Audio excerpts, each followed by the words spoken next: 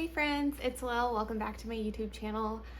It has been a long awaited time for me to finally be back with a video. I've been so bad about filming these reading wrap-ups on time, and my one for September just kind of got away from me in the month of October, so I just decided once it was middle of October to just do a combined one at the beginning of November. So here we are. I hit a little bit of a slump in both of these months, so it's a little bit of a shorter wrap up for both of them. I only read 9 books each month. I say only because that is on the slower side for me, and a lot of my ratings are 3 stars, 4 stars. I didn't have too many 5 stars in these months, but I'm excited to dive into these books with y'all.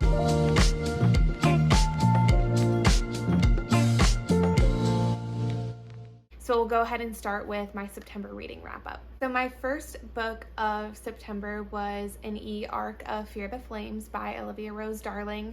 This book has been on my radar for a while. I had originally wanted to read it before she got it traditionally published, but I'm really glad I was able to get an advanced copy of it to read it a little bit early.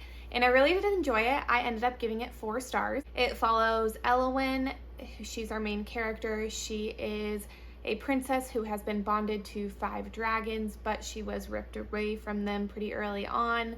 It's kind of giving similar vibes to like the Throne of Glass series, but it's just kind of her on this journey to figure out how she's going to reunite with her dragons. She meets Caden, who we learn is eventually the love interest of the story, and a lot of high stakes, a lot of action, a lot of romance, a little spicy, so keep that in mind going into it. But I kind of wanted a little bit more of a focus on the action and really like the fantasy elements of the book, but I felt like it leaned pretty romance heavy, which, don't get me wrong, I love that. It is a romantasy, so it makes sense, but I just wanted a little bit more action in this book. But the ending of Fear the Flames has me so excited for the second book, so I will definitely be having that on my radar once we get some announcements and an eventual pub date for that. My second book was Daydream by Hannah Grace. I've been waiting for Henry's book since Icebreaker came out, and this follows Henry and Hallie. I liked it. I gave it 4 stars. I really thought this was going to be an guaranteed 5-star book for me, my favorite book in the series, but it just kind of fell flat of that. I wasn't as invested as I really wanted to be. I did think their relationship was super cute, and I loved both of the characters and their romance. It just didn't quite give me that feeling that I really wanted from this book, although I do love it and I still love this series.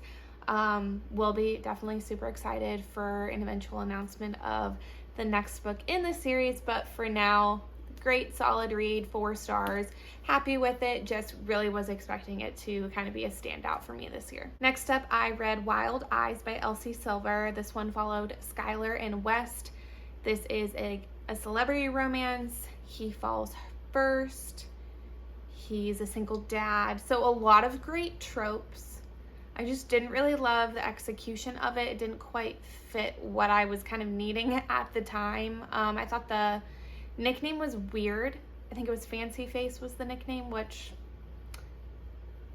just a really weird nickname in my opinion. But just wasn't my favorite Elsie Silver. I think it's honestly really towards the bottom of the books that I've read from her, which at this point I've now read all of them. So definitely one of my least favorites, which is disappointing, but we'll be looking forward to the 3rd book in the series, which is Wild Side, which will be coming out next year. Next up, I read Next of Kin by Hannah Bonham Young. I gave this one 3.5. I read both of the books in this kind of interconnected, standalone duology. This one followed Chloe and Warren, and they are a part of a program where they are trying to take their siblings out of foster care, so they're becoming the, primary carer for their siblings. So they're living together. They're kind of working through how they're living together with their siblings. They've never met before until this living situation, so it is kind of like a strangers meet up, fall in love situation. It was giving me a lot of like insta love and insta lust, which I don't really love in books, but I did think that the siblings were a great aspect to this one, and I really did enjoy the reads. Ultimately, that led to the 3.5-star rating. Next, I read Smoking Gun by Lainey Lawson. This one followed Blythe and Gage. I truly don't remember too much about this book. I gave it 3 stars. Might be a little lower than that right now because like I said, can't really remember anything about the book. I just wasn't invested at all, and there was this mystery suspense element of the book that I thought was just kind of weird and wasn't really needed, and really threw me off towards the end of the novel. So kind of a bummer. I was looking forward to reading the second book in the series. I'm not sure if I'm going to. I'm still kind of in a slump, so we'll probably save that for next year if I'm feeling of trying it out. But yeah. Next, I read No One Can Know by Kate Alice Marshall. This was the thriller pick for book club in September, and I gave it 4 stars. I really did enjoy it. I didn't enjoy it as much as her previous book, What Lies in the Woods. I absolutely loved that thriller. Gave it 5 stars, one of my favorites of all time. But this one was super unique. It followed 3 sisters whose parents had been murdered when they were younger. One of the sisters becomes like the main suspect in the case once she moves back to town. People are getting interested in it again. There were a lot of unlikable characters in this book, which I didn't mind. Sometimes that adds an element to a thriller and mystery book that I really do enjoy. But there were a lot of twists and turns, and I felt like towards the end, the author didn't quite really know how she wanted to end the book. Like what twist she wanted to use. So I felt like it was bouncing back and forth a lot. So it's kind of why it didn't really reach that 5-star rating for me, but overall a really solid thriller and would recommend. Next, I read Out of the Gate by Elsie Silver. This is the novella in the Gold Rush Ranch series, which I've been loving and enjoying and flying through. This one followed Dermot and Ada. I don't know if I pronounced his name right, but he is the grandfather of some of the main characters in the Gold Rush Ranch series. So it was interesting to kind of learn the background of him and kind of how his character has influenced the characters in the current series. So overall, it was a good, solid novella. With novellas, I always feel like they could be like a full-length book and I would get even more invested in the characters. So they most of the time, never quite reached the 5-star rating for me, but this one was solid and gave me some good background on the grandfather in the series. So 3.5 stars for me. My 8th book in September was a reread of this beautiful book, Beach Read, which I got the special edition copy, and it is just stunning. My friend Melissa gave this to me for my birthday. Super delayed birthday gift, but I mean, those sprayed edges and it's just so pretty. And I love the foiling and the cover and the color palette. It's just perfection. And I love January and Gus. This book was such a delight to reread. I felt so immersed back in the book, and I did end up doing immersion reading for this. So I listened to the audiobook as well as read the physical and just had a blast. So again, 5 stars for me. I did annotate my paperback copy of Beach Read because this one's just too stunning to annotate, and I just fell in love with these characters all over again. I think rereading Emily Henry, I love it for me, but then I feel bad for other books because this definitely put me into a slump heading into October, but it's okay. We finally finished all of our rereads of the Emily Henry books, so I do have solidified rankings, and as much as I love Beach Read, Happy Place and Funny Story still remain my top 2, but this is in a solid 3rd place spot. And then my last book of September was Next to You by Hannah Bonham Young. This is the other book in that interconnected duology. This one follows Lane and Matt. They are best friends, so it's a friends to lovers trope. I did this one on audio, wasn't really super invested in it. They are renovating a bus that Lane had bought, so the renovations aspect was really fun, and I thought the banter was cute. I would probably recommend doing this as a physical or an ebook read since the audio really didn't captivate me too much. But was a really solid, cute romance and would recommend it still. So those are all 9 books that I read in September. So we're gonna do a little bit of a statistics breakdown really quick. I read 2 physical books, 4 ebooks, and 4 audiobooks. So that immersion reading kind of counts into those calculations. My favorite book was Daydream. Just kind of as a reminder, I don't include rereads when I'm selecting my favorite books of the month, because for the most part they were favorite books years ago or like last year or the year before, so I try to just only use new reads for that. But again, my favorite book was Daydream. My least favorite book was Smoking Gun. I read 4 library books and saved a total of $72.92. I read 1 e-arc. I read 3,105 pages. And then my average star rating was 3.72, so a little bit of a lower average rating for this month compared to the rest of the year, but still a solid month.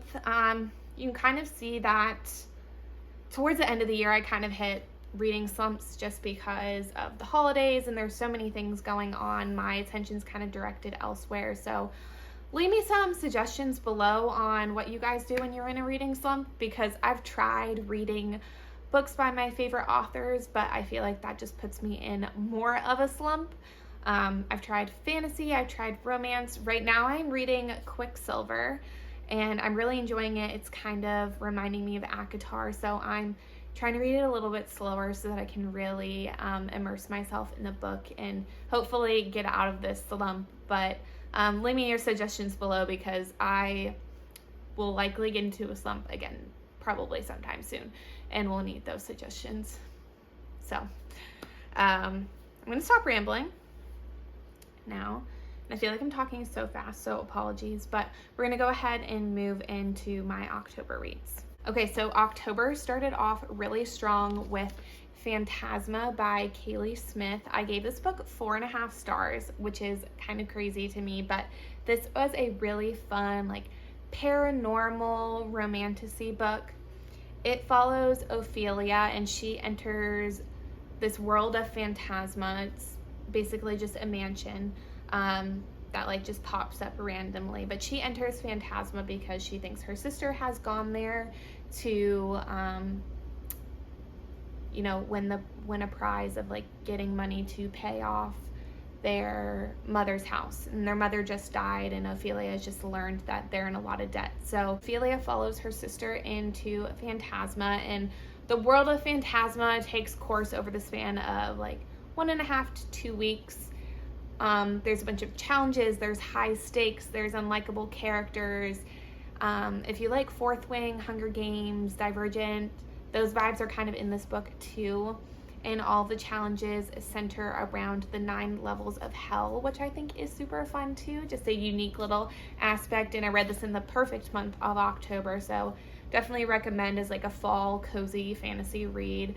But definitely super unique. I had a great time reading this, and then a great discussion with my friends afterwards to talk about our thoughts and the logistics of some of the challenges, because they weren't quite really calculating in our brains properly. So diagrams were drawn, challenges were figured out, but a super fun book, and this is the first book in a series, so I'll definitely be looking forward to the second book and reading that next year. Next up, I read The Pumpkin Spice Cafe by Lori Gilmore, which you've probably seen all over Bookstagram, BookTube, Book Talk. It has been a very popular read this fall. I enjoyed it. I didn't love it. I think it's a very cute little aesthetic fall vibes read. The plot, there's not much of a plot. The romance is a very cutesy, straight to the point romance. It kind of reminds me of a Hallmark movie, so if you're looking for a cute little romance book vibe like that, definitely recommend it. This follows Jeannie and Logan. Jeannie is new to the town. Logan is a grumpy farmer. There's a little bit of a mystery aspect of someone is messing with the store that Jeannie runs, and Logan tries to help her figure it out. So a lot of cute aspects to this book, a very aesthetic, kind of just for the vibes read, but it was good. Cute little setting. Happy I read it in this time of year. since it fits those vibes, but didn't quite live up to all of the hype for me. I don't know if I already said it, but I did give this book 3 stars. Next, I read The Front Runner by Elsie Silver. This follows Stefan and Mira. Stefan is this broody, unlikable character that has been presented to us in the Gold Rush Ranch series, and Mira is the local vet that takes care of the horses. And Elsie really tried to get me to hate Stefan in the first 2 books, and a couple chapters into this one, I was obsessed with him. I think he's probably one of my favorite Elsie Silver male main characters ever. This book was so fun. I enjoyed every single second of it. An easy 5 stars from me, and probably one of, I don't know, this is really close with Reckless from the Chestnut Springs series as my top Elsie Silver book. So a really great read, and this series has just been so fun. I'm so sad that, and we'll talk about it in a second, but I did read the next book in the series, the last book in the series, A False Start. This one followed Nadia and Griffin. Nadia is Stefan's younger sister. Griffin is Stefan's best friend. So we see that trope. There's quite a bit of an age gap here. So again, if you're into that trope, you'll probably enjoy this book. I didn't love it as much as the other books in this series. I think it's probably my least favorite. I ended up giving it 3 stars, but it was still a great way to wrap up the series. And I'm really sad that I'm all caught up with Elsie Silver's books and her backlist, because they're just all so fun to read. And even, I mean, there's a handful of them that I've given, 3 stars, 4 stars, but those standouts of 5 are just amazing. Elsie Silver's small town romances, cowboy romances are just kind of at the top of the list in those categories, and definitely recommend reading her books if you haven't already. Next, I did a reread of The 7 Husbands of Evelyn Hugo for my new in-person book club that just started up, and our first meeting was in October, and this was our first book that we read.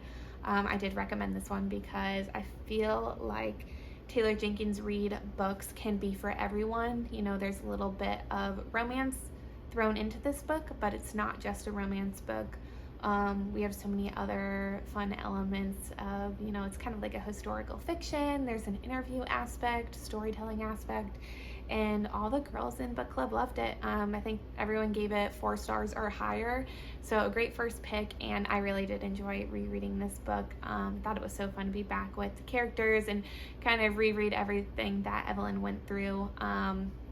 I just love Taylor Jenkins Reid. I definitely need to reread some more of her books heading into 2025. And I've been saying stuff for like the past couple months on, oh my gosh, when is she gonna announce her new book? It's been years since we got Carrie Soto, and she just recently announced her next book, Atmosphere, which will come out next year, and I'm so stoked to read that one.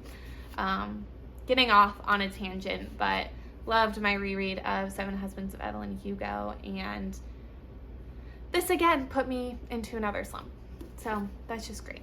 I read The Night Circus by Erin Morgenstern, and this one is, I would say it's pretty popular on like BookTube and Bookstagram. I've seen it kind of floating around quite a bit. A lot of rave reviews for it. I thought it was fun, cute little like magical elements for October. I gave it 3 stars. I wasn't super invested. There were a lot of characters, a lot of time jumps back and forth that I kind of like kept getting confused about, but I think part of that was just because I was in a slump. So don't really take my ratings for the next few books too harshly, because slumps always really affect me a lot. I wasn't really like super invested in this book, but I did think, reading it in October or even September, kind of leading up to Halloween and all the fall time vibes and magical elements, was super fun. Just wasn't one of my favorite reads of the year. Then I read Cackle by Rachel Harrison. I haven't read anything by this author, but I see so many of her books on Bookstagram that I've put them onto my list of things to read, but genres kind of seem like I have to really be in the mood for them, and I don't think I was, again, really in the mood for this one because of the reading slump. So only give this book 3 stars. It followed Annie, who is new to town. She gets befriended by someone named Sophie. A lot of the townsfolk don't like Sophie. They're kind of scared of her. You kind of learn throughout the book why. There's lots of spiders in this book, so if you don't like spiders, probably wouldn't recommend reading it. But again, like a very unique setting, very unique plot. Perfect time of reading it in October because of everything that was going on in the book and the revelations that occurred, but ultimately just not one of my favorites and wasn't super invested in reading it. So 3 stars. Then I read Heathen and Honeysuckle by Sarah A. Bailey. This one I was able to download on Kindle Unlimited, and it's a second chance romance, so I was really hoping it was going to help me get out of my reading slump. Unfortunately, it didn't, but I did think it was still very cute. It follows Leo and Darby. They kind of had this whirlwind summer romance when they were younger. Something happened, Darby left, and then years down the road, Darby is getting married to someone that she doesn't love. At the wedding, her sister, she knows that she doesn't want to marry this guy. Her sister kind of realizes that. Her sister helps her get out. Her sister calls upon Leo to help her out. That's kind of where things really start shifting for them again in this present moment, and developing those feelings and apologizing for things that happened in the past. A lot of things that I love about a second chance romance. I'm blaming the slump, because I think if I wouldn't have read this in a slump, it probably would have been a higher reading for me. But alas, maybe I'll try again in the future, because it was still very cute. But 3.5 stars for me, and I will be reading future books in this series too. And then lastly, I read Hot Hex Boyfriend by Carly Bloom. I got this from Forever Books, and again, really wanted to love it, blaming it on the slump. It had, if you're a big fan of practical magic, this was basically practical magic in like book form. It follows Delia, and Max is the love interest. Delia's been tasked with breaking this hex that's been put on her family. Max doesn't want the hex to be broken. A lot of antics. I thought the banter was really cute between the 2 main characters, but it just wasn't a book that I super loved. But again, I gave this one 2.5 stars. It didn't quite hit the 3-star mark for me. As you can tell, I read like a lot of really fun, magical, witchy romances in October. It fit the vibes perfectly. This slump, man, I don't know what it does to you, but I know what it does to me. It makes me not like books that I think I would like if I wasn't in a slump, and yeah, I don't know. Hopefully we'll get out of this slump in November, but we'll see. Let's go ahead and talk about some October reading statistics. I read 3 physical books, 5 ebooks, and listened to 1 audiobook. My favorite book was The Front Runner by Elsie Silver, and then my least favorite was Hot Hex Boyfriend. I read 3 library books and saved a total of $51.48. I didn't read any advanced copies this month. I read 3,573 pages, and then my average star rating was 3.61. So again, not the best month. September and October, we had some standouts. We had some new 5 stars, but for the most part, they were kind of like mediocre, not my favorite reads. I'm really, truly hoping that November I can get out of this slump and really start enjoying some new books again, but we shall see. We'll keep the positivity there. I'm hoping that maybe we can have a month. We have 2 months left of the year. Of those 2 months, I'm hoping one of them I can have an average star rating that is above 4 stars. We are manifesting now. Hopefully that'll happen. But thank you guys for watching this video and listening to all the books that I read in September and October. I'm gonna try my hardest to get out a reading wrap up for November at the beginning of December, so that I can kind of stay on track and be able to get you guys all the yearly reading wrap up videos at the end of the year into the beginning of 2025. But I can't believe it's already November. This year has just flown by. It's been such a good one. Thank you guys again for watching this video and kind of joining me on this reading journey, and I can't wait to see you in my next one. Bye.